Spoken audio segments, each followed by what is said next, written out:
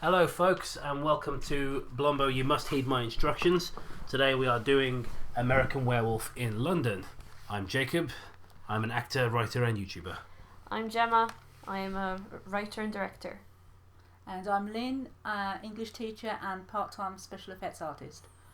It's good to have you. This is your first time on this show, SHOCKTOBER, so glad you're here. Now, we are doing an audio commentary, not a video, so if you wish to sync this up with your own copy of American Werewolf in London, you can do so in 3, 2, 1, play. Okay, so just to check that everybody's in sync, just fading in now to the Universe logo. The word Universe is on the screen. There we are. Alright, so this is a film I have seen quite a few times. I studied it in college. When we were I don't even remember what the topic was and why we studied it, just that we did. And I really remember the things that really stuck out to me were the humour and the special effects. Yeah. And there were some kids that criticised the special effects in this film, and I can't imagine why, because to me they still look great. They criticised them? Yeah. Something about teenagers, they just hate everything, don't they? Yeah. I like a lycanthrope film's limited production. Yeah. So this is one of several versions of Blue Moon that appears in the film. Yeah, I think they got every version of Blue Moon that had ever been recorded for this. It's a great song though, yeah. Mm. Now obviously we're going to see a lot of special effects throughout this movie, but just before we get going, I know this is a film that you are very interested in, you know, which is why we've brought you on. It's a movie you own. It's not your copy we're looking at, but it is a movie I know that you love.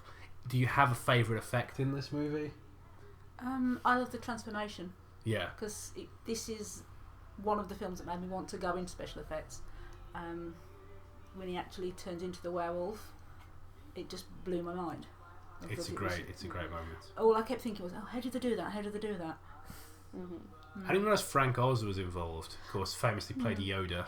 I probably I thought probably because he's in a lot of John Landis productions, like he's in the Blues Brothers, and he just seems to be. I think he's a very good friend of John Landis. He also directed Bowfinger, which is a movie about making low budget films. The kind of budget that I work on is the kind of budget they're working I didn't know on in that film. He directed that. And he also directed the Little Shop of Horrors remake. Yeah, I love the Little Shop of Horrors remake. Mm-hmm. Well, it's not really a remake, is it? Because it's an adaptation of the stage musical. I suppose, yeah. Now, can you pass me my Lemsip, please? I certainly can.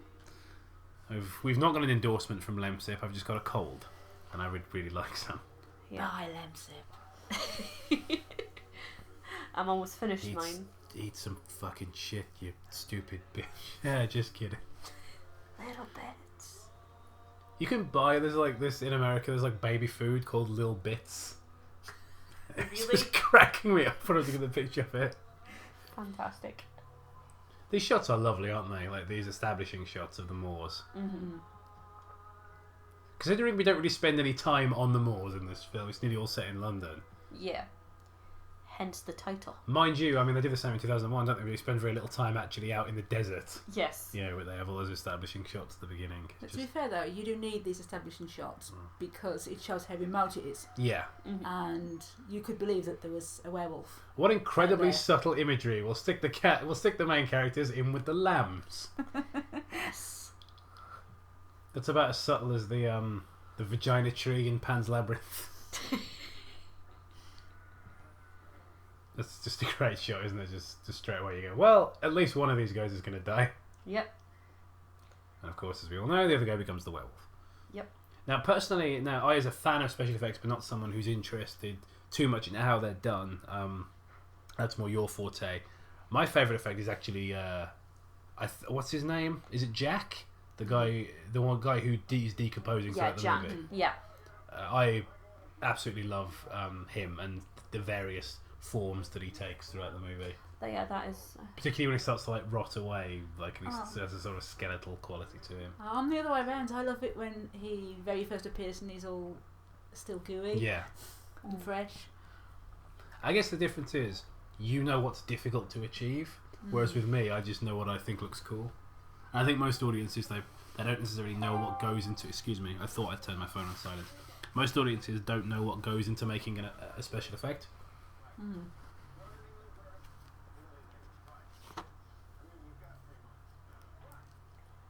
So I'm just going to put my phone on silent now, guys. But I'll just turn it off because I'm only got 8% battery anyway. I'm going to get up my trivia.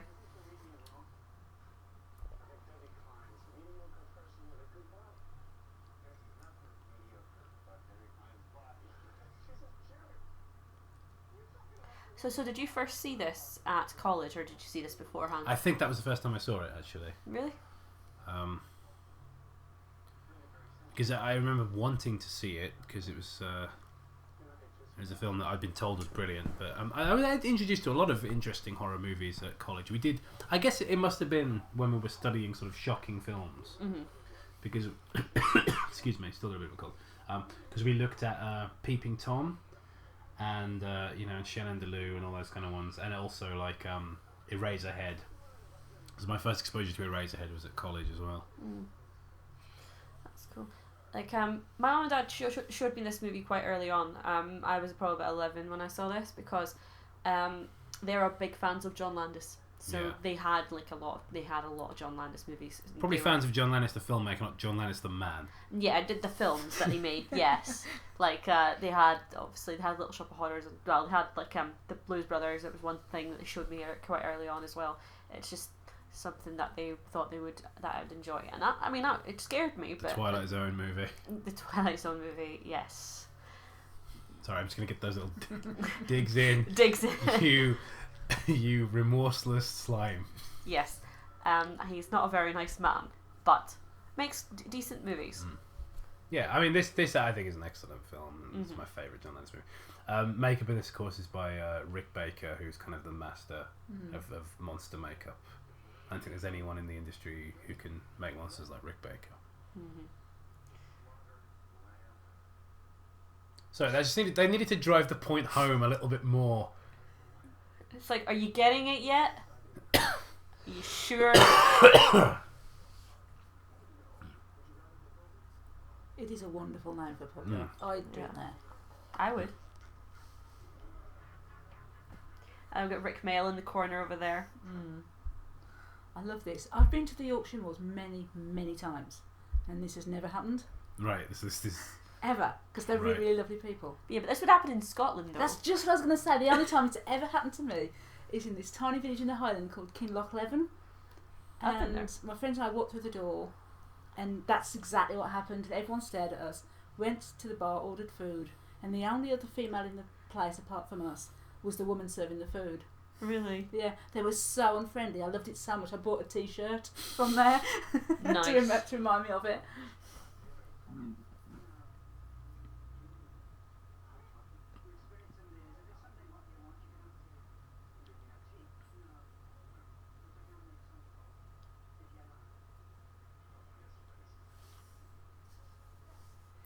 Yeah, again, like that you say about the unfriendliness. Like I do love the way she's just like, it's like you have tea. No, just no. Yeah.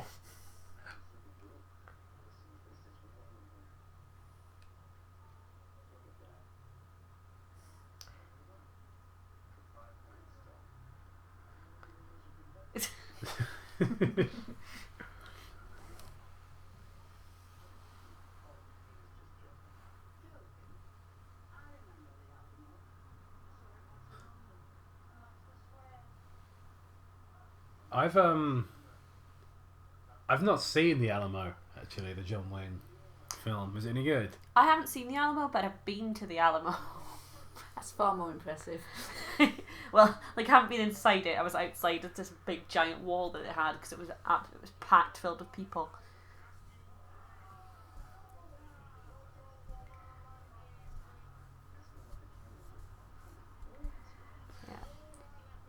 I'll say I've never had this experience.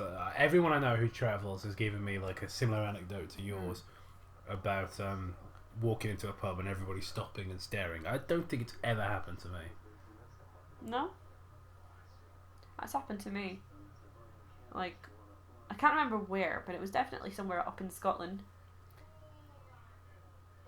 Apparently it happened in Wales. I know he's in Porridge as well. He's a great actor. Fucking, Well, what? just fucking Rick Mail just Yeah. just chilling in the movie. I know. This is before the young ones as well, so. Oh, was it? I thought it was more recent than that. Well, it's 1981 this came out, so and the other one is 1982, so it was a year before. Yeah. So he's practically an extra, Yeah. isn't he? He But just it's gets one still line. too heavy. His accent is great. It's still too heavy. Yeah. But yes, those of you who are American, there are people in the north who really speak like that. Yep.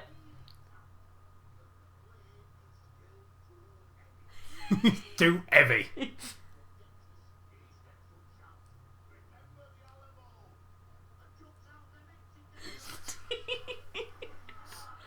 Hey, that joke wouldn't go down well nowadays. It depends on who you were having the I was just joke with. thinking Like, that, yeah. Yeah. if you were just hanging out with like Trump and some friends, Yeah, I you'd probably suppose get so. away with that joke. Yeah.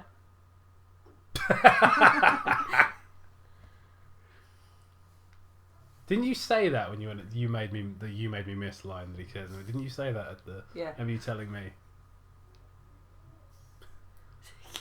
Unfortunately, my friend that I was there with hadn't seen this film, so I didn't get the joke. That's but fucking tragic. Oh, that's a shame. I laughed. So Well, I that's mean, all you that made matters. yourself laugh. Yeah. That's the thing. I thought it was the funniest thing I'd ever I seen. think most to of be your honest. stories involve you laughing at your own jokes. Well, no one else ever laughs at them. I recall the one where you were at a. This is really pertinent information, by the way, guys. Where you were at some kind of fancy event at the Boat Owners Club, Oh yeah, and that was New Year's Eve. yeah, tell me more about it. No, No, you don't want I don't. to. You don't want to tell it. No. I mean, people are gonna be curious now. They'll have to stay curious. Stay curious. Okay. Does involve farting and laughing at said farts And rich people. and laughing at rich people. And stealing I think I know which champagne. story you're talking about as well. Mm. I don't think I was stolen champagne. That's probably because I hate champagne. I Yeah. was just drinking it because it was somebody else's. And Champagne is not like my favourite drink. I think Definitely it's not. vile. Yeah, I prefer Prosecco. Prosecco. I don't like Prosecco. I don't like any of that kind of stuff. To me, Nice it all, card it just, is good. I just hate it all. You're not a fan of white wine anyway. So it's like No. just sparkling white wine.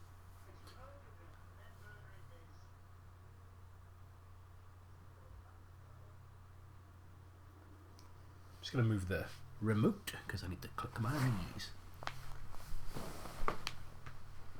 It's an extra special treat for the folks at home.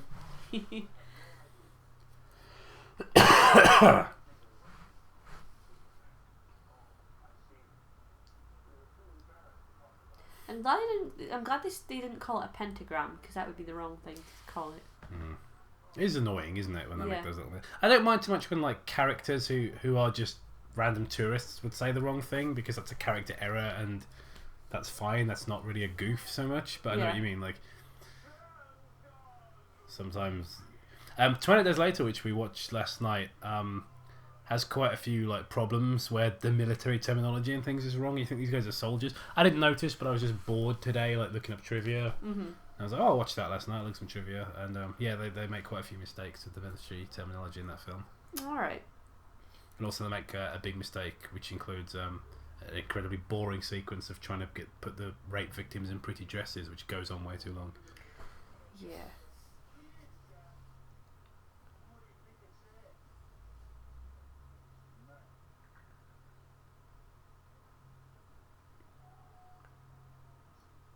So what I really like on this, when the wolf actually attacks, how he runs off. Yeah. He's not like... You always see heroes in Yeah. these sort of things. He doesn't act heroic. He just legs it Yeah. Yeah. and realises he's left his mate behind and then goes back.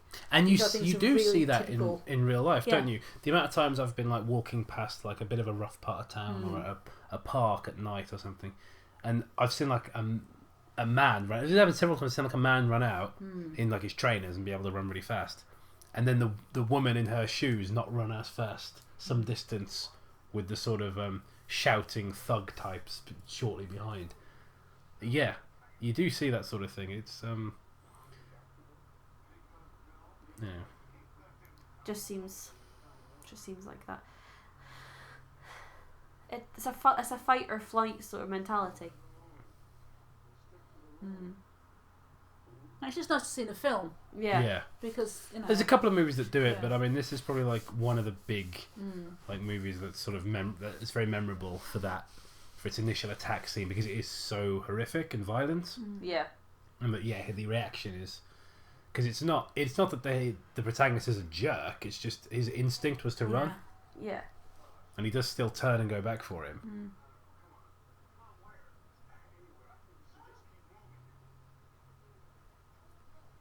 I like the sound design as well. Like I really like the noise the wolf makes. It doesn't really sound like a wolf howling, you know. It just sounds kind of like it's just a monster noise, you know. Like the Tyrannosaurus in Jurassic Park. It doesn't really sound like anything. It's just a scary noise. Yeah.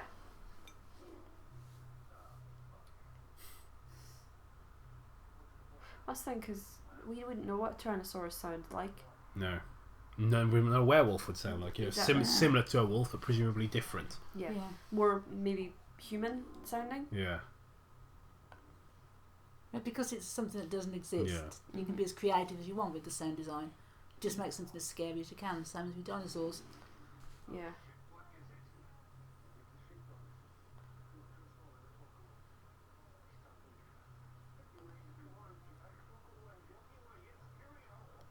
I get that they can kind of see it in the distance, I guess, there, which is interesting because we don't get to see anything. Yeah.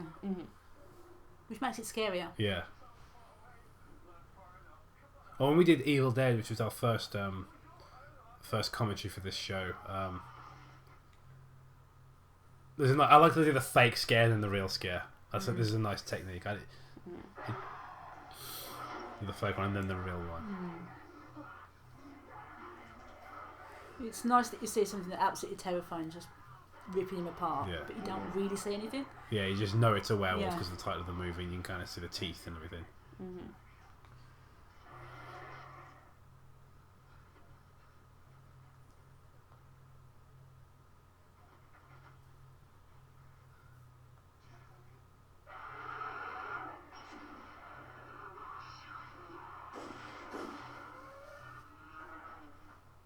Normally I don't like that kind of editing style, but I think it works here because we're going to get a clear view of the monster later on when you know, David becomes the wolf. Yeah. In fact, there's certainly not a lot of cutting away there. You know, in that sequence, that's when the transformation is very. They hold on shots and things. Have you guys seen The Howling? Yes, I have. Not in a long time, but yeah, I have. What do you think of it? I like it. I like the werewolf transformation sequence. A lot of movies have cool transformation sequences in them. Yeah. This is the most kind of, I would say realistic, but it's obviously not realistic to turn into a wolf. But I mean, like the most kind of believable looking. Like it doesn't look fake. It doesn't look phony. Yeah. Do you know what's the worst one? What? Van Helsing. Yeah. Anyone with CG wolves, really. I mean, there's a sort of semi-sequel to this called American Werewolf in Paris, which is just just a dreadful film.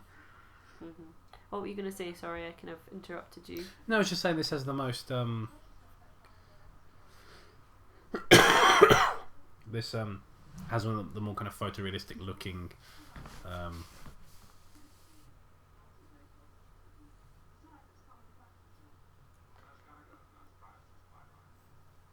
look at this shit on their heads. Like, I can't. Was there ever a time when nurses really wore those? Like, I mean, surely not in the early 80s. Probably not. They probably just wanted to look more stereotypical. Yeah, well, I mean, it being an American writing this. Yeah, they just want it to look like what Americans think England is like. I like suppose. a carry-on movie. Yeah. It'll be like a bawdy 70s husband. Yeah. This is supposed to be a bawdy 70s husband. It's like, just a little prick. Are you sure? Are you sure you've done this before? Oh, should I get my cocker? It's a great sketch. If anyone doesn't know that sketch, it's literally it's from that Mitchell and Webb look. I'll put a link in the description if I remember. But very very funny sketch. Oh, that's very good. I can't remember this lady's name, but she's in quite a few films. Jenny Agutter. Yeah. Yeah. You still see her from time to time popping in movies, usually in cameos, really. But you know, still. I don't know if she's still around at the moment, but you know, she was still working quite fairly recently. She had cameos in the Avengers and Captain America. Yeah, I mean, you usually see her in like small parts. Because she was big in Logan's Run. I like Logan's Run. It's a good film. That's a good movie. So his budget was 10. Yes, there's Frank Oz there. The budget was 10 million. That's a pretty slim budget. What budget for what was 10 million? Budget for the movie. This? For American Werewolf in London. That's nothing. Yeah. Even in the 80s. Yeah, it looks like a lot more than $10 million, especially with that makeup effect. Didn't this get the Oscar for the makeup? I'm not sure. If it didn't, it should have. I know it was nominated because it was so rare for a horror movie to get that kind of attention at the Academy. Yeah, it was the Oscar winner for best makeup. I've been surprised if it wasn't. Yeah. I won some other awards as well, like Saturn Awards and stuff like that. But I mean, so often like these kind of movies are ignored by the Academy because they're not trendy in horror films. Wasn't The Shining ignored? Oh yeah, Kubrick was constantly snubbed at the Oscars. Yeah. I think the only Oscar, again I could be wrong, but from what I read, the only Oscar Kubrick ever won was for special effects. He never won for directing. That's a shame. He's a fantastic director.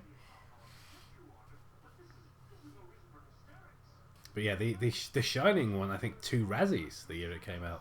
What? Yeah, I think it got Worst Director, and I don't remember what the other one was. Worst Actor, I think, for Shelley Duvall. But it got Worst Director. Whoa. Even though it's probably one of the most insanely well-directed films in the genre. It's surprising how, in the past, it's not so much now, how in the past films have been ahead of their time. Yeah. And it's just blown people's minds so much they just can't understand them. Well, with art in general. There was another horror film I don't want to talk about too much because we're doing it on the show, but we talk about it on there. But there was a horror film that is an absolute classic and is loved by critics and audiences alike these days, but was absolutely crucified by the critics when it came out. And when that comes out later in the month, we will be talking about that. But so often you see these films that the critics got wrong. 2001: A Space Odyssey didn't do fantastically well with critics. And then you take films like that are a bit trashy but still fun, and they get really unfairly treated. Like Predator, I think is a really fun movie, but it was treated, and with great special effects as well, was treated really unfairly by the critics. Yeah. I think some of the critics are paid to kind of to badmouth certain things. I wouldn't. I think that's probably not true. I don't know. That seems a little tinfoil hatty to me. But what I will say about critics is I think, and I'll repeat what I said on the Event Horizon episode because not many people watched that episode because it's a really cult movie, Yeah. But is that I think that there's a lot of backslapping and people just agreeing with each other and people finding out what the line is and towing the line. And going, oh, are we all liking this film this week then? Yeah. People some of them probably didn't even watch the damn movie, and they just go, oh, apparently it was shit. All right, that's what's being said, so it was shit. Yeah. It seems like they can't think for themselves, which is why a critical consensus there are very few films that are divisive with critics. There are films that are divisive with audiences, but it's rare that you'll find a film that's divisive with critics. And I think so much of that is because they just agree with each other. You might get the odd maverick here and there expressing themselves, but for the most part it's just people just like I say, towing the line. Yeah. Well, apparently only 4 American work permits were requested of the British government for the production for the director, makeup artist and actors David Naughton and Griffin Dunn. The first 3 work permits were granted by the British government without question, but the British Office of Actors Equity questioned the necessity of a work permit for Dunn, claiming that there were already plenty of young American actors living in Great Britain who could portray the role of Jack. But it was when director Landis threatened to rewrite the script and retitle the movie An American Werewolf in Paris that the Equity Office reconsidered the application and granted Dunn his work permit. Nice. Equity are a bunch of dicks, by the way. I can go on record with that. They're a fucking weak joke of a union. Yeah. They signed it. So I'm told by other actors. Who I won't name because they're in Equity. Oh dear. But they've done nothing but slag it off to me. Okay. Yeah, it was the first film to earn the Academy Award for Best Makeup, and the category was created that year for this movie. That's pretty impressive. Yeah. Didn't that's weird. I could have sworn Planet of the Apes won Best Makeup one year. Yeah? It must have been Best Special Effects. Probably. Lynne is fine. You look like you were going to say something before Gemma started with the trivia. I was, but it's so irrelevant now. Yeah. Because we've moved on.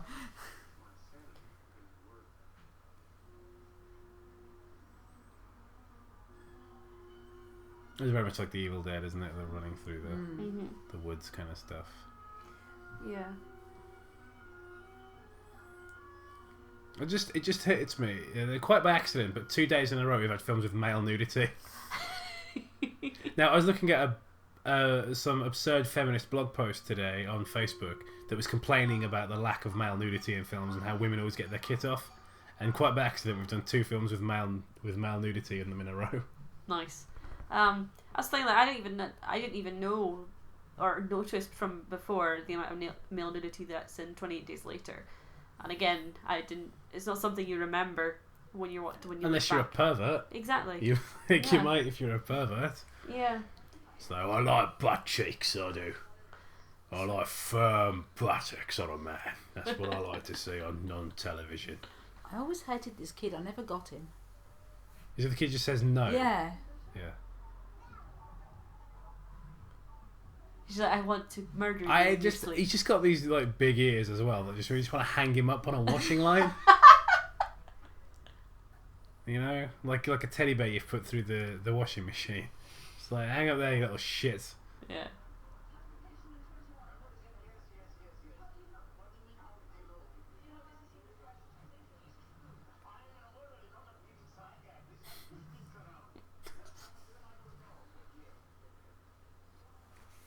I wonder if like people are really this dickish in hospital, like, or does she just run into people on a bad day? I could. My mum being a nurse before, yes, they can be that dickish in hospitals. Yeah, you've got to remember how long the hours are that they Yeah, work. that's when true. you work in healthcare. You know, you can work like 15, 16 hours straight without a break. Mm-hmm. You're going to get a bit. Yeah, but I mean, the amount testy. they're getting paid, I mean, they must be balling, you know? Yeah, the doctors, Yeah. not the nurses. Not the and- junior doctors, yeah. am I right? Mm-hmm. Politics. Yeah. Yeah, my mum used to work in orthopedics, so like she saw a lot of broken bones.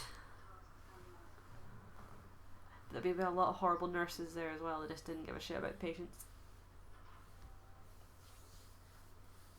Sorry, I need to. I need you to take these pills, and could you do it quickly? Because I've got to rush to the world's most unfeasibly attractive nurse competition, and I really think I'm in with a good chance of winning. I never got the whole she took him home with her thing. It just happened for the plot, didn't it? Like, It almost seems like a plot to a porno movie, doesn't it? yeah. Yeah. And look at this woman. She just looks like a model. You know what I mean? Like, what the hell is she? I get that attractive people do normal jobs. But there's like a level of acceptability, you know? Yeah, well, that's the thing, like, she looks like she's not had her hands dirty at all. Yeah, I know, like, look at the hair and the makeup and The everything. amount of makeup. Have you ever seen a nurse wearing that much makeup? No. Mind you, I don't spend a lot of time in hospitals, I'm happy to say, but... Well, again, I'm glad I haven't spent a lot of time in hospitals recently, because I used to be there, like, every month with Logan. And it was all, but it must have been, it was all student nurses I saw. Because they like to deal with the younger kids. I think maybe, like, she takes him home and everything, because of, like, it's still that animal thing, isn't it? Like, the pheromones and all that. Like, he's become more studly since he's more like a wolf. Yeah. You know? But it definitely feels to me like I don't know who wrote this script. It was John Landis who wrote John the Landis script. wrote it as well. Like John Landis was just like typing up some fantasy of his about some sexy English nurse. You know. Seems like it.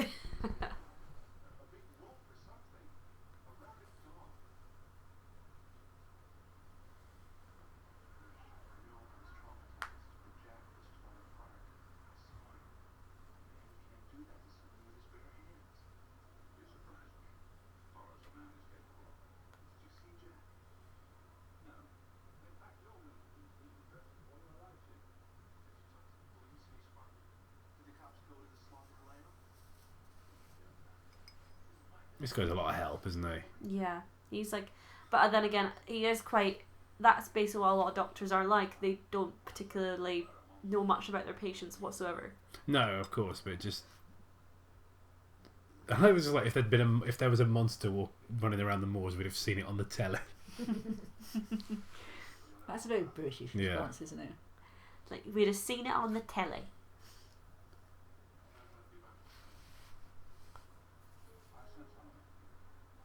But yeah, it's kind of I really like Shaun of the Dead with the wait for all this to have a nice cup of tea and wait for all this to blow over. I love that how he says, "I'll send someone in to keep you company," and just sends in the only nurse that's working there. Yeah.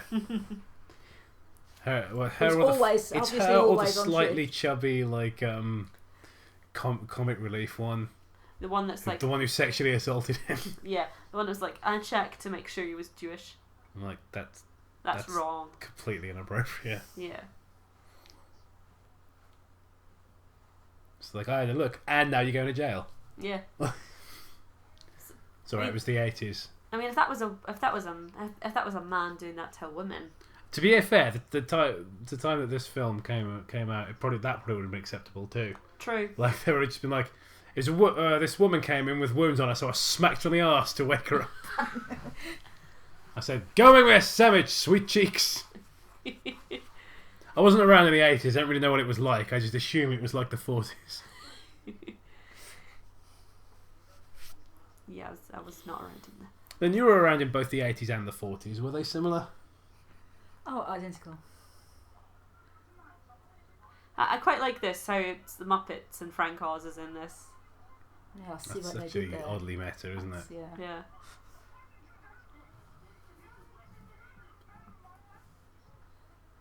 This, to me, is more scary than any of the werewolf Oh, stuff. the dream. Yeah. I swear this was just in there because they needed like a beat. They needed like another horror scene to keep the mood going. Mm. Yeah.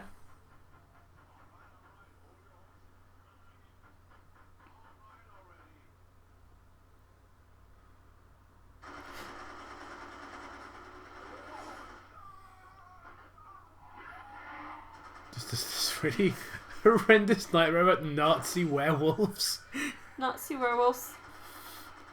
Just murdering his entire family. With the Muppets on the telly. Like, why would you have this dream? Like, what could you possibly have been thinking about throughout the day that would have led to this? Because dreams are basically just it's just the reminiscence of the day's events. Well, for some reason, I dreamt I was in Donald Trump's house last night. You spend a lot of time thinking about Donald Trump, though. That makes a lot of sense. I suppose. You don't spend a lot of time thinking about Nazi werewolves. No. At least I hope not. She might. I'm kind of just keeping a happy thought here. Well, there's maybe going to be tonight. I might be thinking about Nazi werewolves. Look how calm he is after that. Sorry. I think I'd be screaming like a little child if I had a dream like that. Especially if I woke up and like... Because it's not so much these days, but like from when I was about 20 to about 22, I would have these like recurring false awakenings. Mm-hmm. And there would be like 10 or 11 of them in a row. They just keep going. Really? I'd like wake up and I'd be like stitched to the bed and screaming and nobody could hear me. And then I'd wake up from the terror, oh thank God, and then I'd start sinking like quicksand. And so it would just keep happening. I mean, I've had a bunch of false awakenings before, like.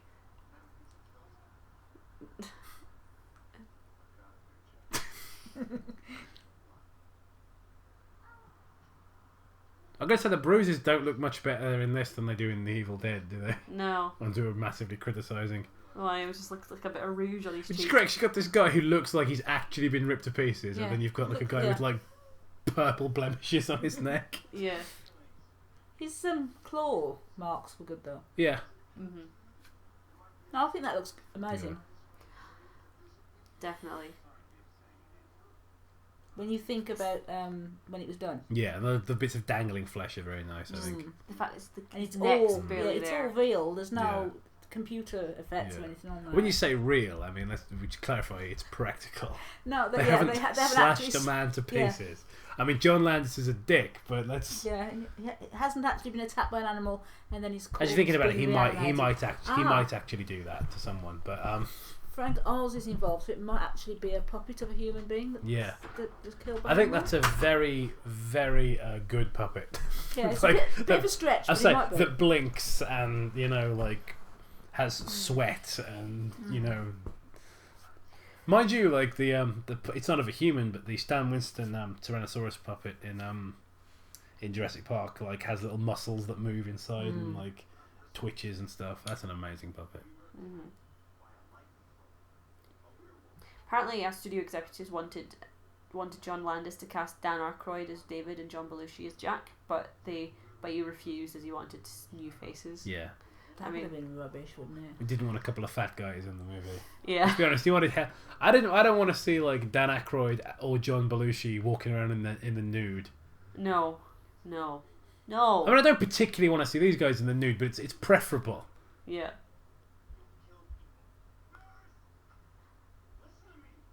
I love just that effect on his throat. It's just the fact it's like his throat has been ripped tight. Yeah, I love how you can see all the arteries and all the muscle tone and all the sinew and everything. Mm. It's beautifully put together. That's why I like this bit. Yeah. And it's obviously all done with latex, and the fake blood is just the perfect colour. Mm. That's like an argument on the internet, isn't it? Just kill yourself. It's like, I'm lonely. That's the only option. Kill yourself. I'm lonely. Well, I have to say, is this Blu-ray? Yes. You can kind of see the joints across his nose, which you can't when you watch it on video, as you did back in the day, or sort of at the cinema. Mm-hmm. Well, to be fair, I mean, Blu-ray pretty much accurately, recreates the cinema experience. I mean, this is how it would have looked on the big screen, but also it was the 80s, so yeah, it wouldn't have. To most people, they wouldn't have seen so many great special effects in movies. The 80s was a real renaissance for effects, I think. Yeah, there's some really good movies in the 80s with a lot of fantastic special effects, and this is probably one of the first. Yeah, this kick-started it all because it sort of set the bar that everyone else had to follow. Yeah. Because if you did special effects in a movie, you'd be compared to this. So yeah, they had to be worth. Because this got an Oscar. Yeah. So as we've already discussed, so you had to be this good. This was the gold standard, Yeah,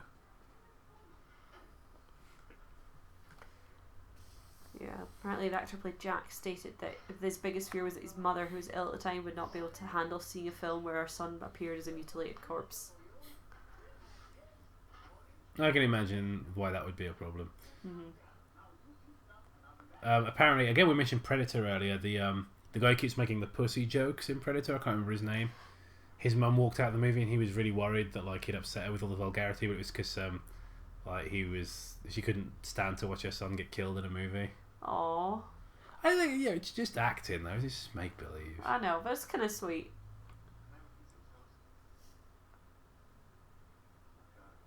Wait, this scene was just on. Yes. Okay, guys, we've fallen out of sync here, so I must apologise. I'm gonna attempt to fix it. Okay, so we've just had the scene where they're talking together in the. There we are. So we're just going to go straight to them walking and talking now. Don't expect too much. That's the line that's just been on. That was weird. I must have knocked something on the remote. It does happen sometimes. I apologise if you've fallen out of sync at the. Okay, so we've just cut to the cash register, and then the master shot of the three of them. Hopefully that will help you get back in sync with us.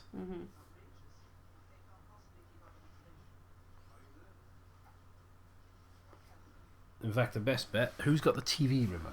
It's here. Alright, I'm just going to turn the TV volume up in a moment when there's dialogue, so we can make sure that we're all in sync together. And so we're on the scene with them on the underground. With all the people with the crazy hair, yeah. All the people that would probably be tough and scary back then, but these days would need a safe space. Definitely. One of them looks like they have Vivian's hair from the young ones. Which is amusing considering Rick Mel. Rick was on earlier. So just coming up the steps to the keys going in the door. Door opening. So here's the close. There we go, guys. So I hope that's helped you get back in sync. But yeah, I imagine I probably knocked the DVD with the Blu-ray remote. I was getting a bit confused because I was like, was that a dream? And then it happened again, and I was like, no, I just knocked the bloody remote. Yeah. Cause I was just like, I don't remember this. But yeah, I think the her taking him home thing is because he's probably like, biochemically kind of seducing her with his sort of more wolf properties. A bit of a stretch, but I mean, sort of the Dracula effect, I suppose. Mm-hmm. It has to be something to do with that, because otherwise it's just a plot contrivance. Otherwise it is just a complete, like you were saying, like a porno storyline. Yeah. Like, wow, you're an attractive nurse. Thanks, come stay at my house. It's like, what? Oh man, thanks for taking a shower with me, but the shower's broken. We got to call the plumber.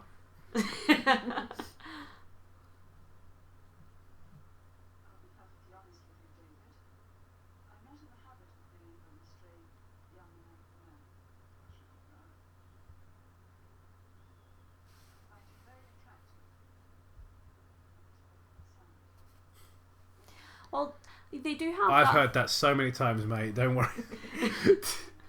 Don't worry about it.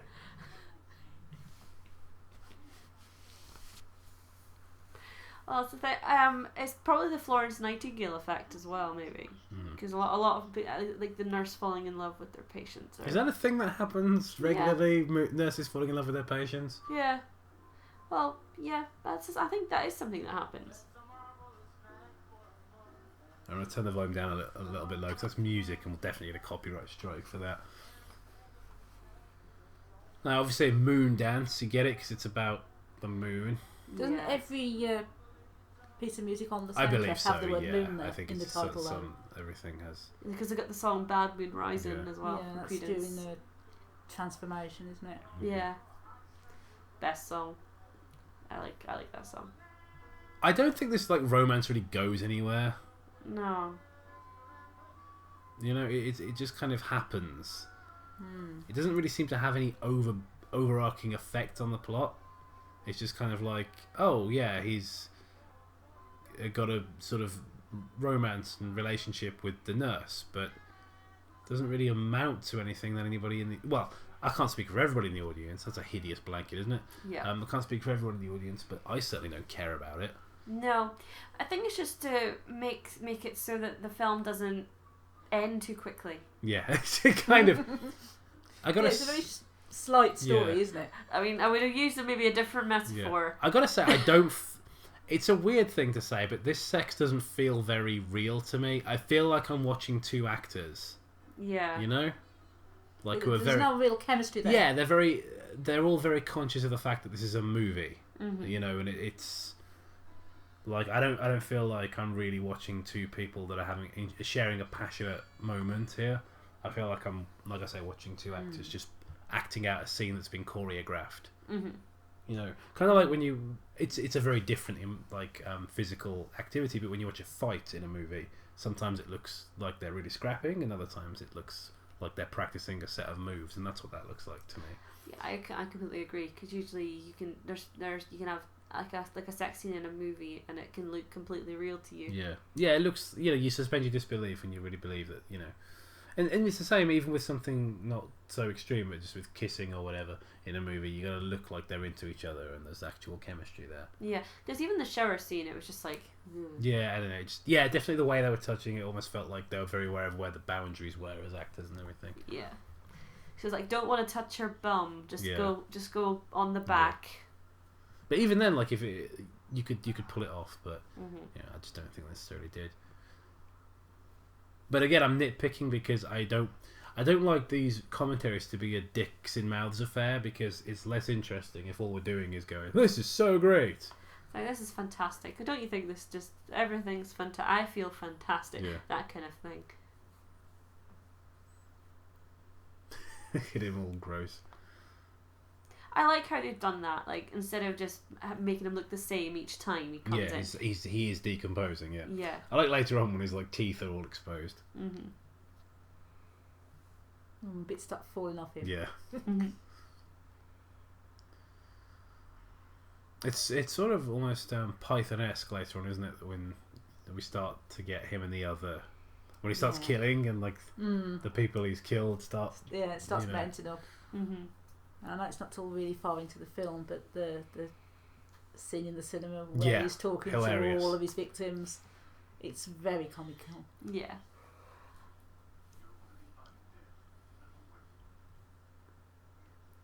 But even with the amount of humour in this, I wouldn't really class this as like a comedy horror.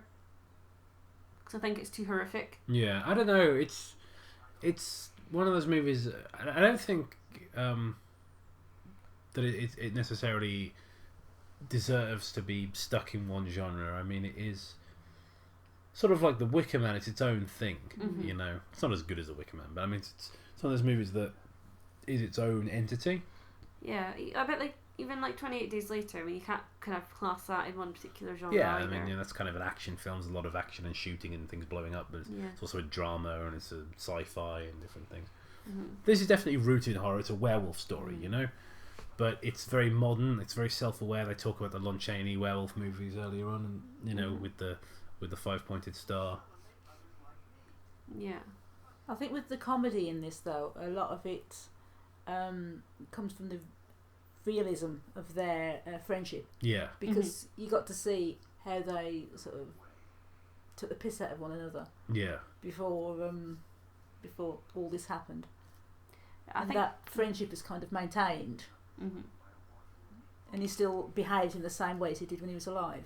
Yeah, and that's the where kind a lot of of thing, the comedy comes from. You know, in there's a movie that a couple of friends and I were working on, a short film, and there's a scene where one of the characters is visited by someone who's dead, and it has that same dynamic. I don't want to spoil it because the movie's not been released on YouTube yet, but there's a scene that has that same sort of dynamic where, you know, they behave the way they did in life to each other, and there are jokes and kind of it's an awkward atmosphere because it shouldn't be happening, but there's definitely the relationship is there, and you know the kind of relationship they had when they were both alive rather than just the one.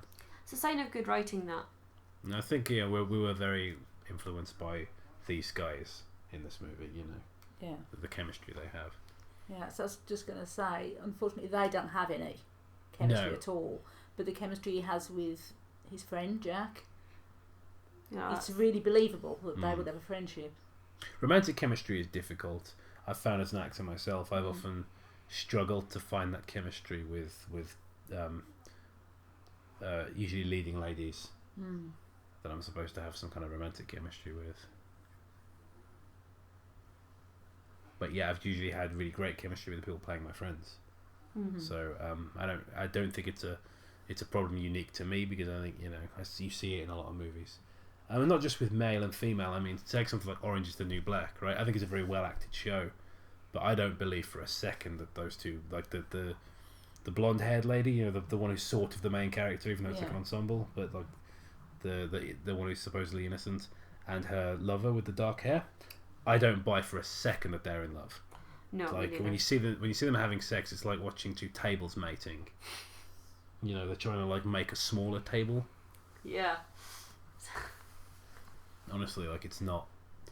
So I think it's just a problem that a lot of actors find is finding somebody, and I think it's a casting issue, not just with the acting, but also an issue with the casting director. Is you've got to find that romantic chemistry. Now, in my own film, Darkland, I think that the leading man and the leading lady, Andrew Nance and Rachel Summers, I think they do have that chemistry. I'd agree. I thought I could definitely see the chemistry when I was there.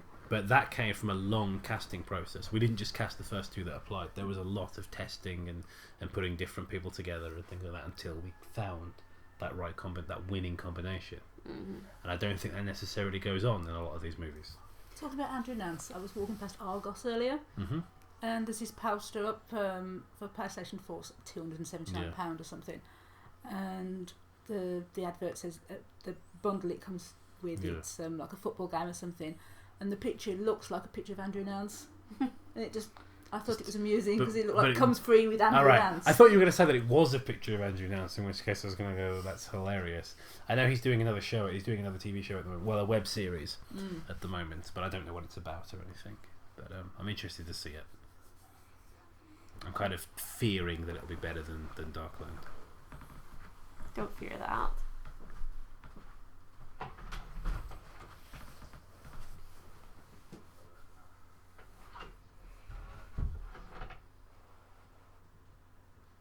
I have everybody that looks at this guy like he's the biggest ponce in the whole world. Yeah. It's kind of funny.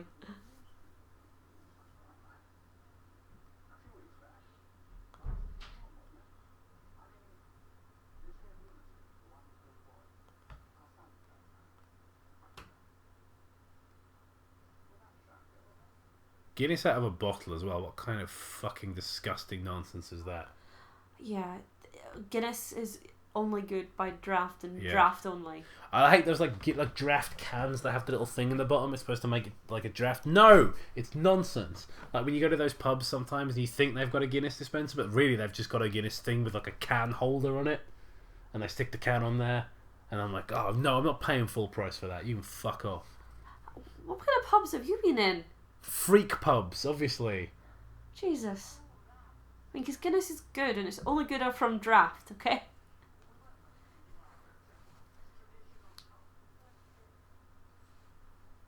I just can't believe that guy, because this guy's got quite a the bald guy, because he's got quite a serious role in this, even though he's quite comedic. But he plays like an absolute dolt in Porridge. I mean, it's like a show that it's a show that I really enjoy. Porridge is very funny. Yes. Not to be confused with the breakfast food, which is delicious. Yes, both porridges are very good and should be tried. The actual porridge that one has for breakfast isn't particularly funny. It's just sort of nice and vaguely nutritious. Yes. We just talking about Guinness while you're out of the room. Mm-hmm. And like seeing someone drinking out of a bottle is like the most repulsive thing I've seen in this movie so far. I've seen a man get his throat ripped out. I've seen a man running naked through the woods. No. Someone drinking Guinness out of a bottle. Apparently the reason why you don't see any any below shots of the main actor when he's naked is because he is uncircumcised, but his character's meant to be Jewish. Yeah. So they I swear you see his wiener when he's running. I know, but you can't do see it from a distance, so you can't go, oh look, he's uncut. Again, unless you're a pervert, in which case you can, especially if you got a Blu-ray, you can freeze frame and zoom in. All that glory, and you go, hang on, that man's got foreskin. And he's just rolled it back to look like he has. I'm sure that there isn't anyone in the history of this movie that's ever... There must be. There must be some freak somewhere that's done that. This is a very famous movie, and there's a lot of repulsive people in the world. There's be someone who was just like, I want to check if that guy's dick has got foreskin on it. Yeah, no, I don't believe that. Yeah, it's just you. You have entirely too much faith in the human species. See, even though this is a very I've spent too much time on Tumblr. That's my problem. I don't even know what Tumblr is really. It's a blogging website for total shit. I know that it's bad, and I know that everybody mocks it, but I've never been on there. I used to have it when it was normal. Back in 2010. It was never normal. It was always garbage. This was back in 2010, and then it went to shit.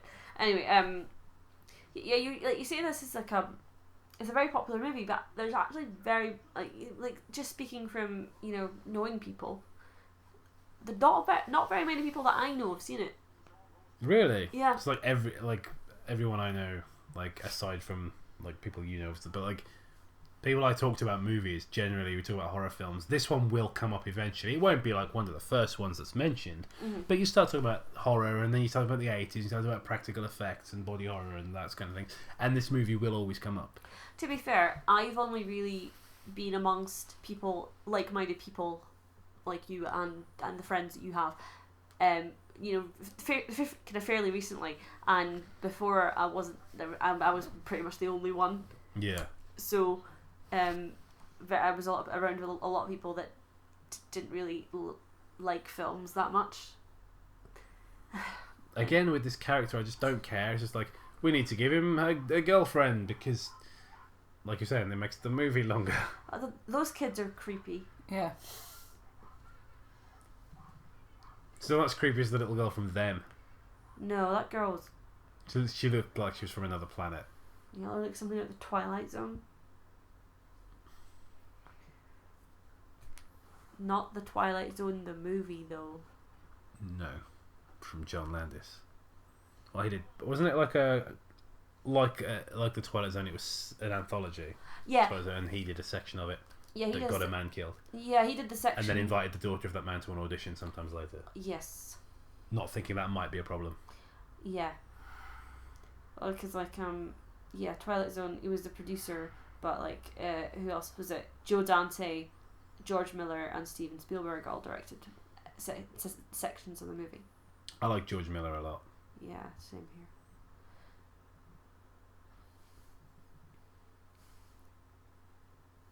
I'll tell you what's really gross and going to freak people out at home. I think I've got an ingrown fingernail. Oh, really? No one needs to know that. That's painful. Oh, dear. It's really sore. Oh, dear. You should... If you can't get rid of that, you should go to the doctor. Probably just chop the finger off, won't I? Don't chop it off. Just take the whole finger off. Don't do that. I know how to save myself from the pain. Just put like a cigar cutter, like Darkman style. Just... Wait, you just cut the ingrown nail out? Could do that, I suppose, if you want to be a pussy. I don't want you to lose your finger over a bloody fingernail. Yeah, I mean, it's almost like I'm being insincere about this finger chopping thing, isn't it? It's almost like I'm being facetious. Yeah, of course you are. I'm not actually going to chop my finger off. I know.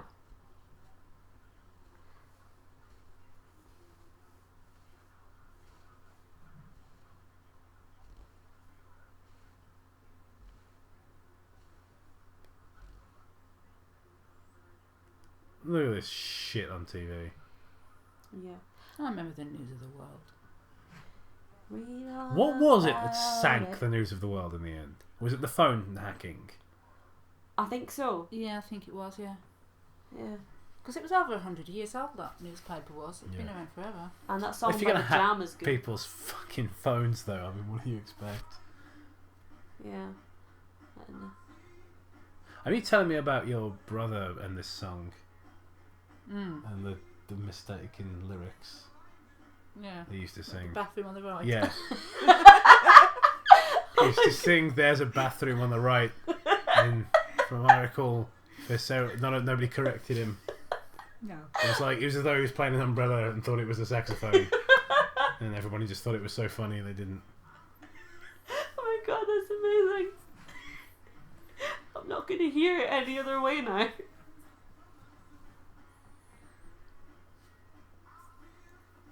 Just wait. I mean, everyone's just waiting now with bated breath for the part of the song about the bad mood on the rise. Yeah.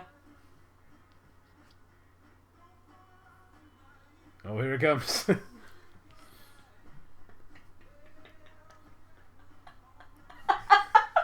all I hear now. Oh yeah, so apparently John Landis reported that when he was approved the high definition transfer of the film, he was taken aback of how gory it was. Mm. But then again, I suppose probably not a lot of it would show up on standard Yeah. definition. Well, not as well, not as much as so like it. Yeah. I really like that table. Right in the middle of the screen. Yeah. With the Mickey Mouse on top of it. Mm. And there's a Donald Duck in the background there as well. I think there's another Mickey Mouse. I think she might be a Disney fan. Mm. There's a Minnie on top of the TV. The Minnie Mouse on top of the TV. And Mickey Mouse over there on the shelf. Yeah. Look at a Mickey watch. Just burn him alive, love. Do you know what I mean? Just tie him to a stake and just burn him living. And I guarantee half your soldiers won't even leave. Mm-hmm. They'll stick around even after you've done that. I mean, how could you find that being adorable? I would. You don't encourage him. Yeah. I think what it like- probably is she's doing her job. Cut his head off. There's one thing for sure. It's not an NHS hospital that they're working at. No, it's private, isn't it? It's got to be. Because it's not covered in like spiders. No, because there's no wards. Yeah. They've got private rooms, Yeah. and the nurses sit and read books. Yeah. They've got time to sit and read books. Yeah, I mean the only time in hospital where you get a private room is if like you're like infectious.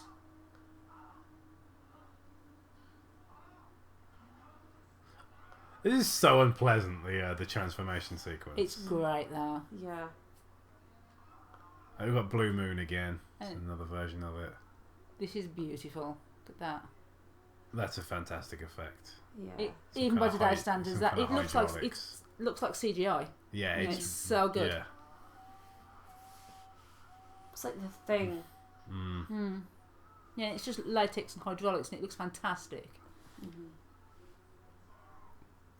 Now, if you were assigned to do a werewolf transformation, what kind of would you just employ the kind of techniques that is this? Is there anything you'd That's my do favourite. differently? I'll show you when it gets to it what I'll do differently. That's a beautiful reverse shot. Yeah. Because they actually did that with the hair Yeah. going in. Yeah, reversing is very useful in special effects. Because they couldn't get it to look Yeah. like it was growing, so they just got Yeah. loads of hair and then pulled it Pulled, yeah. backwards. Yeah.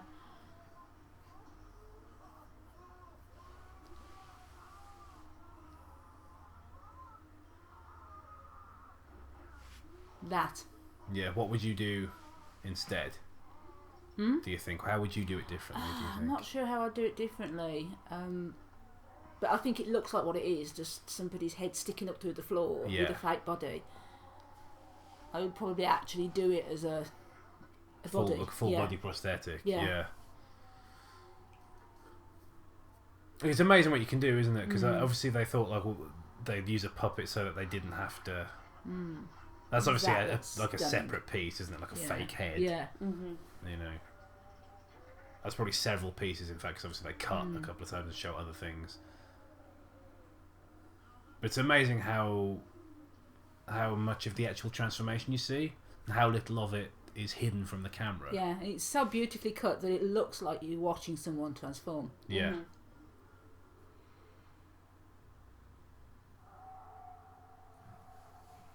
I was trying to think what else that the wolf howl has been used in after this, because I'm sure I've heard it like in something other than the American Werewolf in London, whether it was like sampled in a record or has been used in a video game or something, like a video game enemy.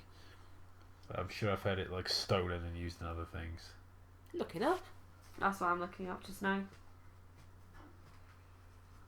Oh, I love these two. They're the kind of people, if you met, you'd want to rip to pieces. Yeah. Yeah. I think that's probably the point.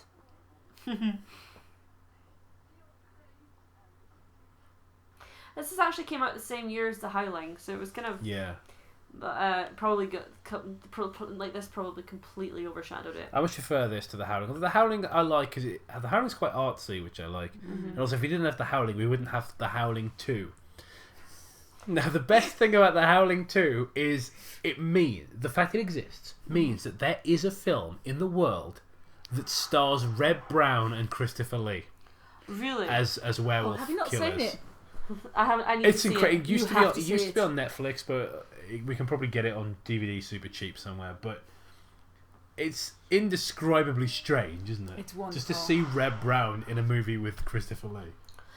And him like You in know his the scene I'm huge thinking of. fucking bodybuilder ass body where he can't get through. He has to like duck under that and then he has to like duck under like a doorway, and then like crawl like pops out really ungracefully and then does the Reb Brown scream before shooting someone. It's like, It's absolutely hysterical. Yeah, It's one of those things you watch it and you laugh so much you just put it on repeat. well, the thing is, I missed it because I was watching it with you. Yeah. And I was in the kitchen. I was in your old kitchen getting some food or a cup of tea or something, and I just heard this ridiculous laughter coming from the other side of the apartment. And I came and I was like, what? And you had to take it back and show me. I just couldn't believe what I was seeing. It's so funny. Howling 2 is hilarious. The other Howling sequels are not as funny, to be honest. Like, that really is, for me, the funniest one. they're all garbage, but that's the... And the fact is, it's such a stupid movie. They have to go to Transylvania and everything. It's such an obvious, like, hokey, cheesy movie when you consider it's a sequel to quite an interesting film. As cheesy as Transylvania, like 9500 or something like that. Transylvania 65000. That's it. Where they had the name before they had the script, obviously. Yeah.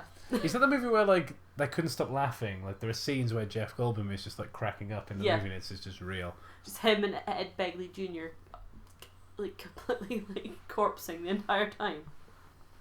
Corpsing sounds spooky. It was again. This is actually quite cool that the film was shot in sequence. Really? Yes. So, okay, that's bizarre. Completely by accident. Again, we did not do this on purpose, but we've chosen two films. Obviously, we joked both had male nudity in them, but two films that were shot in sequence, one after another.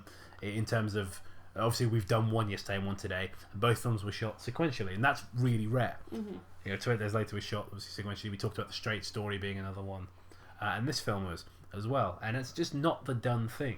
No. Because generally you have a bunch of different locations and a bunch of actors, and you shoot them in like a block. So you go, okay, well, we've got the hospital today, so we shoot all the hospital stuff today, and we've got this actor today, so we shoot as many of his scenes as possible.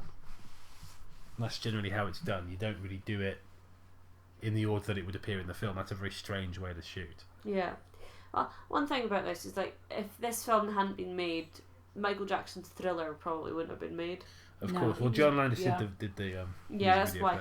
Because Michael Jackson's so bowled over by this movie, by this makeup and special effects. He hired the responsible personnel. He brought on Robert Painter, Elmer Bernstein, Rick Baker, and his wife Deborah Nadelman as for costumes. So that's fine. It's pretty cool. I know John Landis was involved because he directed it. He John tells Landis a very funny story. Sorry, I was say his friend was friendly with Michael Jackson anyway. I was just say he tells a very funny story of him having a book of like classic monsters, and Michael Jackson was like frightened of all of them, and he was like looking through his fingers. You can really picture Michael Jackson, young Michael Jackson. He was like, ah! Yeah. He was like really frightened, even of the photographs of these monsters. And John Landis was thinking, God, how are we going to do this? Everything's freaking him out. Now you were, I suppose, around when Thriller was like new, right? Yeah, I was still at school, but yeah. What did you make of seeing Thriller for the first time? Well, you wouldn't believe it now, but I can remember it. It came on Channel 4, which back in the day it was a very daring channel. It would show sort of things you'd never get away with on TV today, and even they chose to put it on at 1 o'clock in the morning. They had this thing for putting videos on in the middle of the night. Yeah. Because they were too shocking to show. They do occasionally get away with some shit. I remember seeing Body Song on Channel 4 a few years ago. Yeah. Ooh. I couldn't watch that. It's shit, isn't it? I haven't seen that. Music's great, though. Yeah, great music. Soundtrack's amazing. Sorry. So they put Thriller on at 1 o'clock in the morning, and they did it with like Frankie Goes to Hollywood things that just wouldn't be shown in the day. And you look at them now and they're so tame. Yeah. This is my favourite killing in the entire film. Yeah, I absolutely love this scene in the underground. It's my favourite scene in the movie. They chose to show Thriller anyway in the middle of the night. Mm-hmm. Yeah. Did you watch it? Did you stay up and watch it? Yeah, of course I did. I got to school the next morning. I sat up and watched it, and that's all everybody talked about for weeks. Was how amazing this Thriller was. Because it was like a mini movie, wasn't it? It was about 15 minutes long. Mm-hmm. Yeah, I really like Thriller. Things like that were a real event, because it was back in the dark ages. You didn't have the internet or anything like that. Yeah. And TV used to close down at night. Mm-hmm. And to be sitting up at night to be watching this thing that everybody all over the country was sitting up to watch. Yeah. I'm kind of sad that those days are over. I mean, in a way, obviously, it's better now that we have immediate entertainment and we can watch whatever we want whenever we want to. But there's see you next Wednesday. Well, that's a recurring joke amongst a lot of filmmakers. Yeah. In fact, 2001, which is my favourite movie of all time, features the "See You Next Wednesday" thing. Yeah, John Landis features that in a lot of his movies. It's he has it like it's on a billboard in the Blues Brothers, and like it's featured in the Twilight Zone movie and things like that. this sequence was, I believe, was part of the inspiration for a huge chunk in Shadow Man, which is one of my favourite video games on PC and Sega Dreamcast. And there's a scene at an abandoned. There's a segment that takes place in an abandoned subway station, in Britain, an abandoned subway station. It's based on a real one, Down Street Station, and you're being stalked by a resurrected Jack the Ripper. Ooh. Yes, but I love this where you finally see the monster. Time. Yeah, it's like a bear. It's so terrifying. Yeah, it's not like a wolf, is it? And it's no. But it's still a very scary creature. Yeah.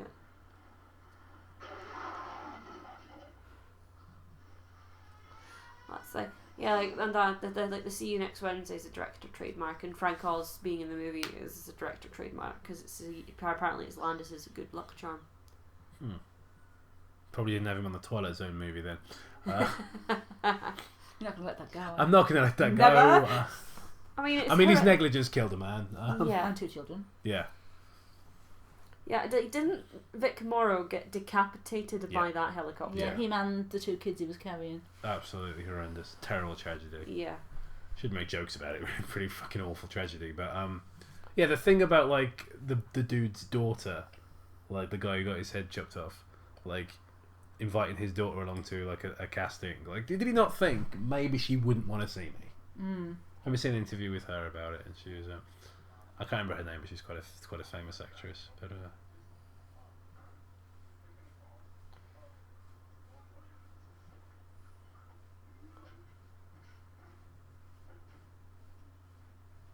apparently this is filmed in one take because he had no desire to get back in there. You know, I'd film that in fucking 0 takes. I've got to give him credit for getting in there in the first place. Hey, look, he's the kind of guy who makes a big, successful movie because he's got the guts to be naked in a werewolf enclosure.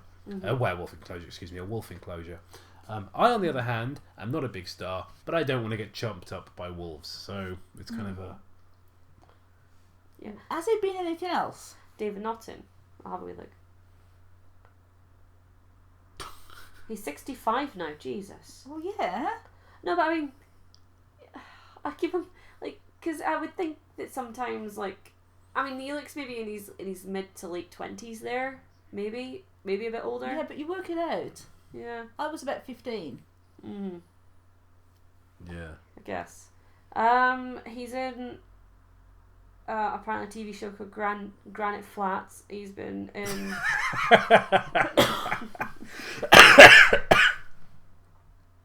He's in a lot of like TV shows, one-off TV shows. He voiced Mr. Fantastic in a video game. He was in a movie called Big They'd Bad. never get away with this gag now. No.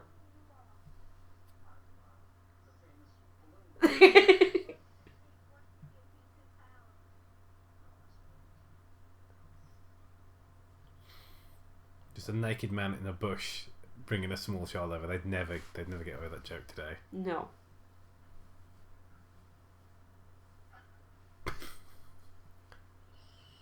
I mean, it is terribly funny, but...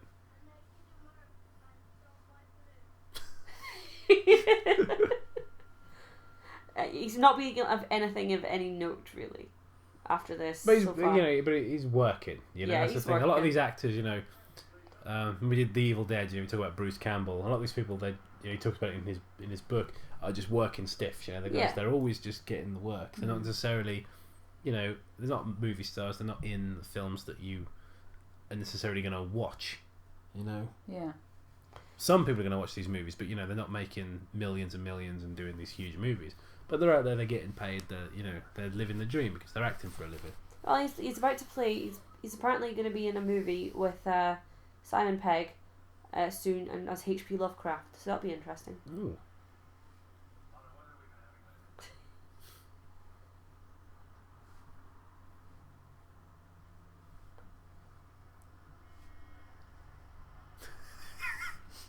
That was like an attempt to just sort of be casual and just say the most English thing. Imagine a lot of weather we've been having lately.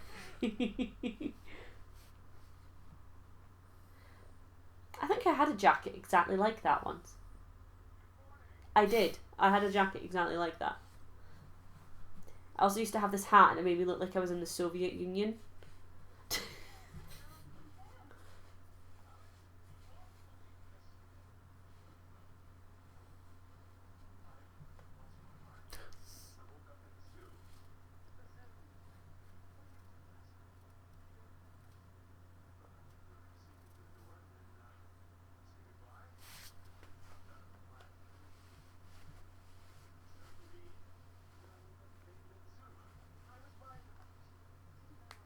I'm trying to think of more werewolf movies with good sort of, you know, good transformation sequences, and there really aren't that many.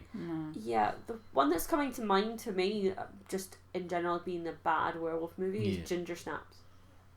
I'll tell you one I remember. I haven't seen Ginger Snaps. I'll tell you one I remember. It's The Company of Wolves. Actually, has no two werewolf transformations are the same in that movie. No. So they have one where a guy peels off all his skin, and there's like a werewolf made of like muscle tissue underneath. And there's another one where a bunch of like aristocrat types or regency types are at a dinner, and the wolves come out of their mouths. So they open their mouths, and like the fully formed wolves sort of tear their way out. That's interesting. It's a very artsy kind of film, you know, like very, very artistic, more so than anything we've done on the show, I think, so far. You know, really kind of artsy and weird. I've forgotten about that film. I used to love that film. Dog Soldiers is another one. There's not really any werewolf, transformation scenes, but the werewolves looked really cool in Dog Soldiers. But no transformation scenes. See, you need a transformation scene in your werewolf movie. Well, mostly because what happens is some of the British Army being in Scotland in like in a forest in Scotland, and they're just being attacked by them. No, I'm aware of the premise of the film. I just never saw the movie. Yeah. I think you need that transformation. I don't know. It's just even from the times of like Lon Chaney Jr. doing the Wolf Man. For Universal Studios, you need that transformation sequence. What did you think of the transformation sequence in the remake of The Wolfman? I don't really remember the transformation sequence in the remake of The Wolfman, which I suppose says a lot about it. Was that the one with Benicio del Toro? Yeah. Benicio del Toro, who looks oddly like Lon Chaney Jr. Yeah, in the it's Oh, past. uncanny, isn't it? Yeah, I went and saw The Wolfman in the cinema. I wasn't a fan. I didn't like it very much. Hey, I think Benicio del Toro's got kind of a plasticine face because he's able to look very different in different movies. Absolutely, yeah. I mean, I'm a fan of him as an actor. I thought the film was lacking. I thought it was better. It was better than I expected it to be. I thought it was going to be absolute garbage, but I really liked parts of it. Yeah. I liked Hugo Weaving as the detective. Bite of bitter, please. Yeah. Anthony Hopkins was alright. Funny. Yeah.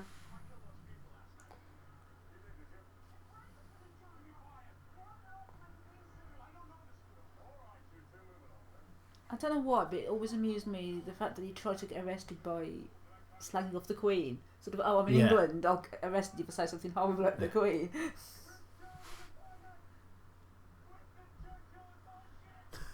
Winston Churchill was full of shit. Shakespeare's French.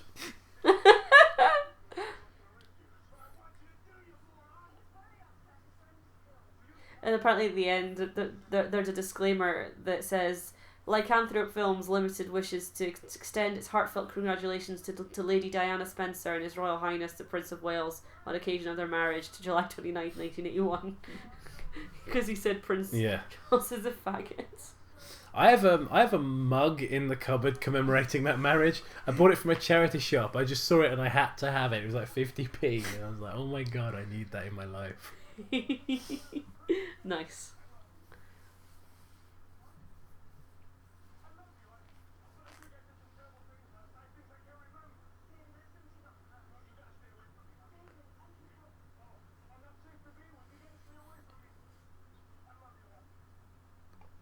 Get it, love, because he's a werewolf.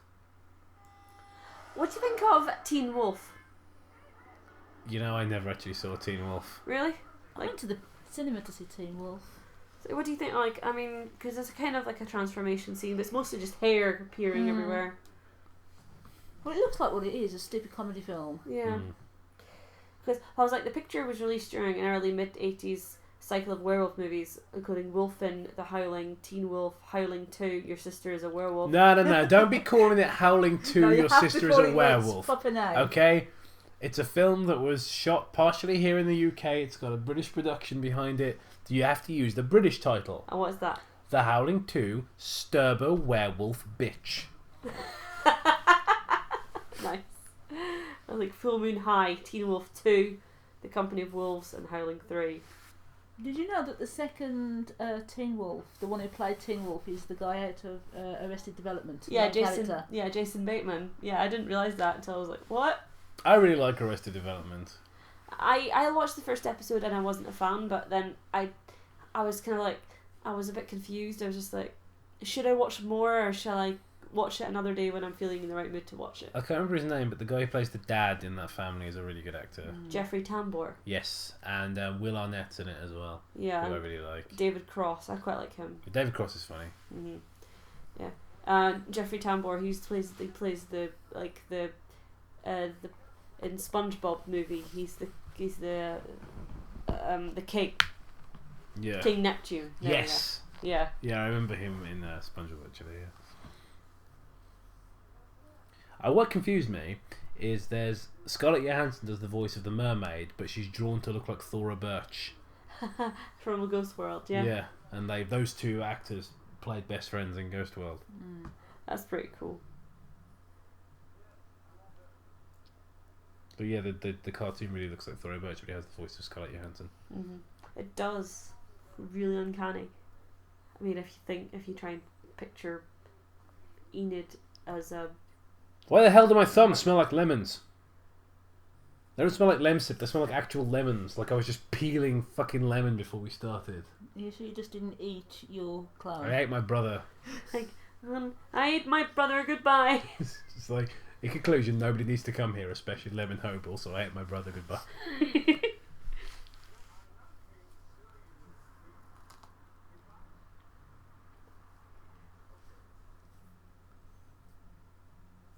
Apparently David Naughton spends 40% of the movie nude. Yeah, seems about right. There's a lot of nudity. There's a in lot the of film. Todger in this film. Yeah.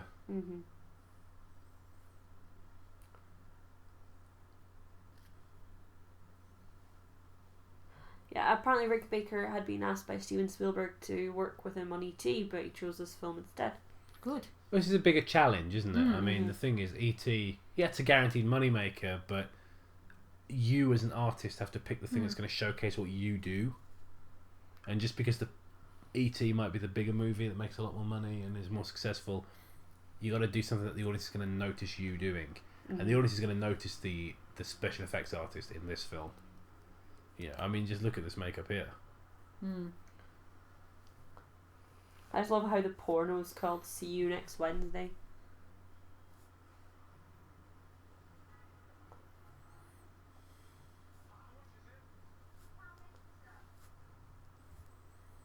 That like, it's weird how the thing that dates movies most, for me, even more than hairstyles and things, is the price of things. Because inflation is obviously just such a normal thing. That things, you know, like go into the... I know it's obviously a porno theatre. I imagine it's probably cheaper than the regular movies, but still, £2.80 for a ticket to go and watch anything. You couldn't even get a Costa coffee for that. No. I love how he's just basically a skeleton at this point. Spooky, scary skeleton.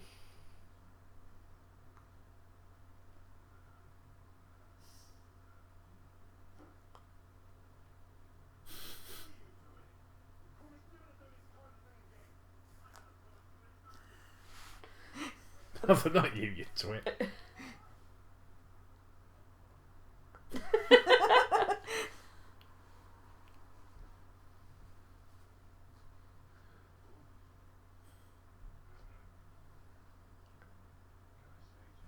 I'm gonna say they're like fake porn. The actors in this seem more into it than than the two leads were in the shower and in the bed. Yeah. This effect here, with the sort of the skin half on the teeth on the one side, reminds me of Return of the Living Dead. Yeah. I think this came first, and obviously but there's a similar sort of effect in that with the zombie they tie the one who's like just the top half, like a torso. Yeah. And the one that they tie to the operating table. Yeah. To sort of ask questions too. Mm-hmm. That movie's got good effects considering the budget. Yeah, well, I think that came out in 1985, so this Yeah. would be a few years after But this. I think this is one of the movies that probably influenced that. Mm-hmm. This influenced everything that came after. Yeah, I mean, in terms of special effects, this really, like you were talking about earlier, really set the bar. Mm-hmm. Set the bar incredibly high for makeup effects. Because if you were going to do a horror film with special effects in, you had to try and get as good as this if you could. Yeah, well, like, definitely think this is the best.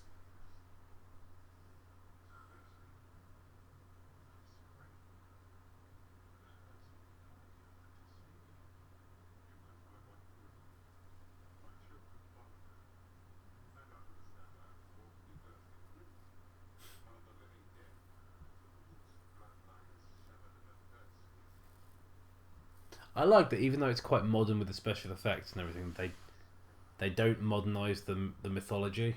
Mm-hmm. It's very kind of old school. Yeah. I love if these two are the same dead as they were alive. Yeah. Hello.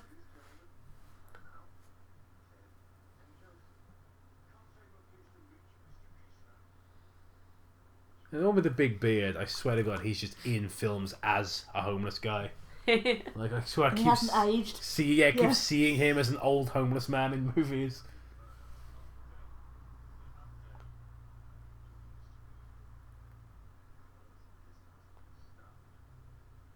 That is a very, very great makeup. So.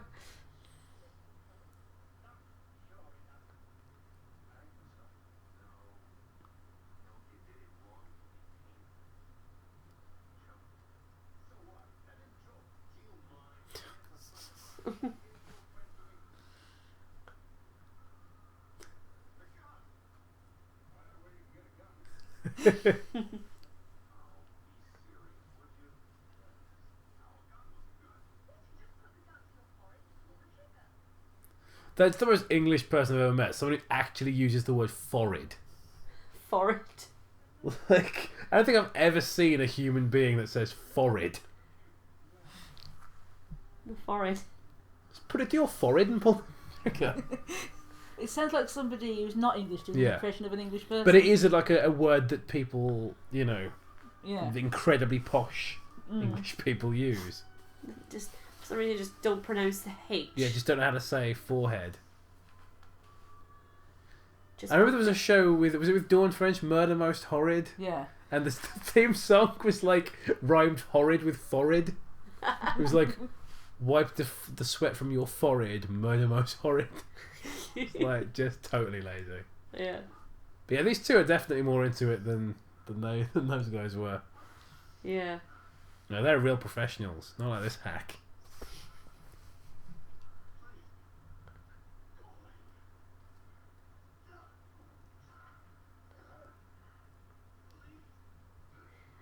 Somebody like thinking just like. If somebody was freaking out and shouting "run at me," I'd do it. Especially when they're starting growing claws. Yeah, I think, but like way before then, I'd just peg it out of there. Mm-hmm. If he was like clearly like very distressed and like shaking things, saying "please run," I think this guy could have a gun or anything. I'm just gonna do as he says. Mm-hmm. Some things are not worth, it might,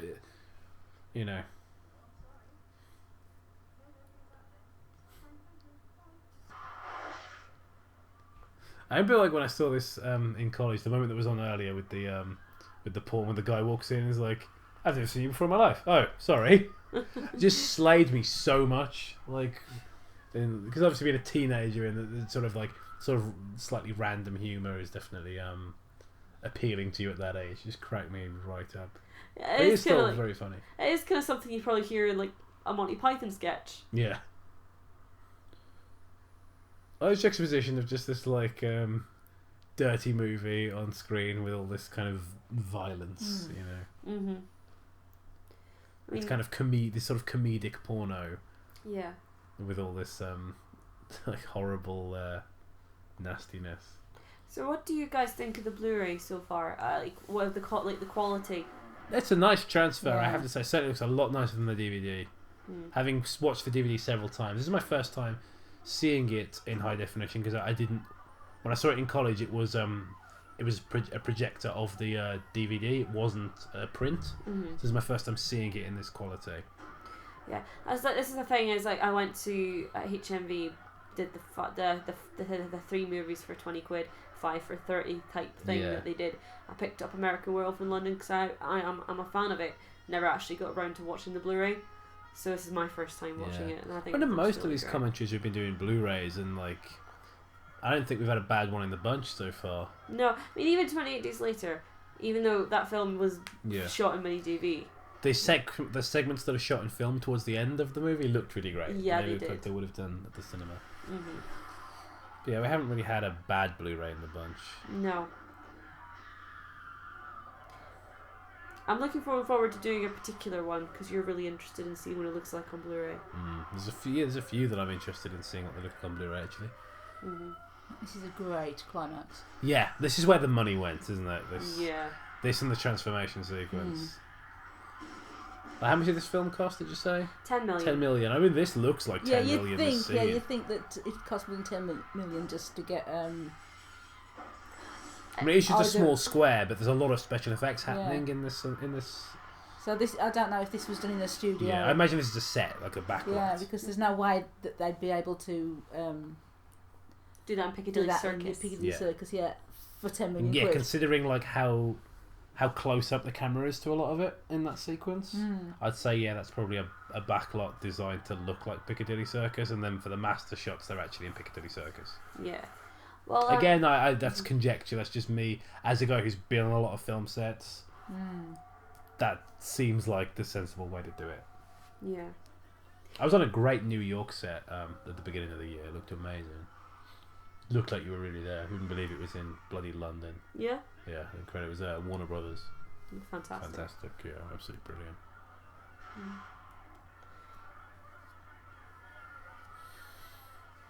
I do love the werewolf design. That is. I think sometimes it looks like a puppet when it's moving around. Like it just from the actual movements of it, like it seems a little bit, phony. But again, that's just coming from a guy who's seen it a bunch of times and isn't as emotionally affected by the movie as your first visceral response to seeing it at the cinema. Yeah. I think the thing I don't like about the look of it, I don't like the eyes. Yeah. I don't think the eyes are particularly the colour. I like the yellow. Yeah. I guess it either works for you or it doesn't. But I don't know. The eyes are a bit cat-like, aren't they? Like when it's Yeah. meant to be like a dog, or a wolf. It's a bit too feline looking. I know what you mean, especially as wolves have kind of blue eyes usually, don't they? I probably would have done the blue. I mean, get again, this one to make him look otherworldly because he's a it's monster. just- It's not an actual wolf. But One thing I've noticed, I think John Landis likes car scenes, things where involving a lot of Oh yeah, cars. Blues Brothers is one of the coolest car chases I've ever seen in the movie. Yeah, like the one through the shopping mall. He just likes a lot of the car on car action type of thing. Yeah, I think Blues Brothers is a great car chase. Not quite as good as the French Connection No. or the Italian Job's another great car chase. The Blues Brothers one's probably the one I've watched the most. It's a film I think I also own on Blu-ray. I think I might do. Yeah, I think I do own that on Blu-ray. Now we're coming up to the end of the movie now. Does anyone else feel like? I mean, it's part of the punchline is that the ending comes so quickly, but does anyone else always feel it has a slight rushed feeling to it, and you go, "Oh, is that it?" Yeah. Because it's such a strong first half, Yeah, and then the movie just ends. Yeah. no, I like that because he just dies the same way that the werewolf at the beginning died. It was just, we shoot you, you're dead. Yeah, and it just kind of feels the whole thing's kind of just pointless. Mm-hmm. It's just like I was saying, the whole thing with the love interest doesn't really do anything. Again, I'm not slagging it off. I think it's a really great movie. I'm deliberately finding fault to have things to talk about with it. Apart from, I mean, the climax, like all the kind of the action there and in Piccadilly Circus, was great. And then it feels a bit like an anticlimax when that just happens. I like that the first person build is Joe Belcher. Joe Belcher. That's fantastic. All right, so that was American Werewolf in London. Fucking Kermit and Miss Piggy build as well.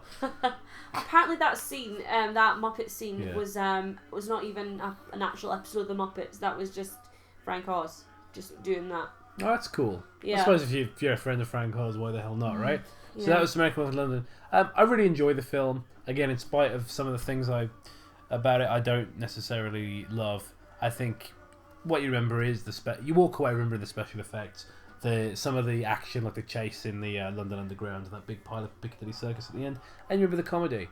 I really liked it. I think it's well worth revisiting, and it's fairly short. Yeah. It's good. Gemma. No, I've really enjoyed watching it again. It's a film that I really like it. Definitely watch that again sometime. The only special makeup effects person I know. Your final thoughts on the movie? I just think it's an absolute showpiece for practical special effects, and I think they use CG too much these days, and it just shows what you can do if you've got the imagination and you've got the skills. I guess that's what's so frustrating about the modern age, is that films like this exist as proof that you don't need to overuse CGI. This and films like The Thing, when you look at when they were made and you watch them today and you're still thinking, wow. Yeah. And yet CG from only 5 years ago looks really bad. Yeah, it's like watching a video game. All right, guys. Well, that's been our honest thoughts on American Werewolf in London. We'll see you tomorrow for another one of these commentaries. So until then, stay spooky. Bye. Bye.